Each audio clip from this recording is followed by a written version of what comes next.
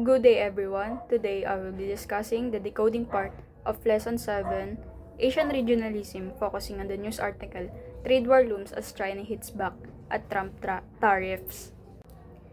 Asian regionalism is about how Asian countries respond to globalization and external pressure by working together. This trade conflict between the US and China is important because it involves the world's two biggest economies and create ripple effects on the global economy, especially in Asia. So let's proceed to the decoding part. So for our first question is, what is the implication of this news to the world market? So the trade war between the US and China creates instability in the world market. Since they are the largest exporters and importers, their tariffs affect the flow of goods worldwide. Prices increase, supply chains are disrupted, and market uncertainty. In market uncertainty, this often leads to slower investments and more cautious financial behavior. Other countries that trade heavily with either side are also affected, leading to slower global growth. So for our second question is, why did the Trump administration recommend new 25% tariffs on Chinese goods? The Trump administration aimed to protect American industries and reduce the trade deficit. Donald Trump has openly blamed the US-China trade imbalance as the primary reason for unemployment in the US. We've lost our jobs like we're a bunch of babies.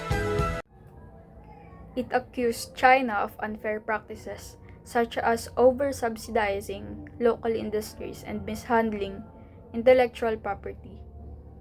By imposing tariffs, the US wanted to pressure China to change these practices and give American companies a fair playing field. The third question is, what is my opinion about China hitting back with its proposed tariffs on 106 American products?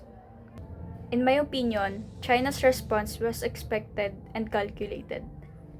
By targeting major US exports like aircraft, soybeans, and cars, China demonstrated that it would defend its economic interests. It also impacts other countries that trade with both the US and China, as they may face higher costs or reduced demand for the exports, with many Asian economies feeling the ripple effects due to their close trade ties with China. So for the fourth question is, how does this trade war affect the global economy? The effects go beyond China and the US because they are central to global trade. Their conflict disrupts many international supply chains. For example, Asian countries that supply raw materials or components to China and the US may experience declining demand. Investors worldwide may also hesitate to take risks, slowing global economic activity. In addition, the trade war can raise prices for goods worldwide, affecting consumers and businesses that rely on imports. For our last question is, does this war affect the Asian region, and why do I say so? And yes, the Asian region is directly affected. China plays a central role in Asia's economy, so when its growth slows down due to tariffs, neighboring countries also feel the impact. Countries that depend on exporting to China, such as those providing agricultural products, technology parts, or raw materials, will lose opportunities. This shows how interconnected Asian economies are and why regionalism is important. By strengthening regional cooperation, Asian countries can support one another when global challenges arise. So in conclusion, the US-China trade war highlights the connection between globalization and regionalization. While globalization links economies worldwide, Asian regionalism encourages cooperation within the region to reduce vulnerabilities from global power conflicts.